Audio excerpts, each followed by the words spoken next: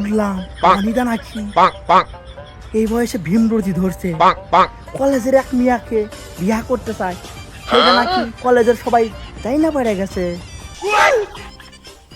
তাতে তোর খুব আনন্দ হচ্ছে না?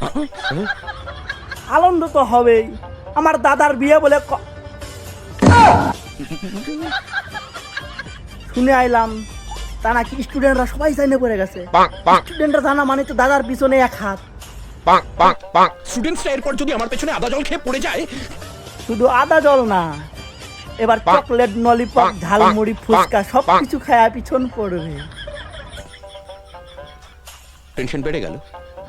তবে দাদা টেনশনের কিছু নেই এতে। ডাক্তার কতবার করে বলেছে সুগার কমান, সুগার কমান। সবাই মিলে এত টেনশন দিলে সুগার কমে? আমরা টেনশন দিলেই কেমনে নিতে হবে, দিলে নেন, না হলে ঠালায়া দেন।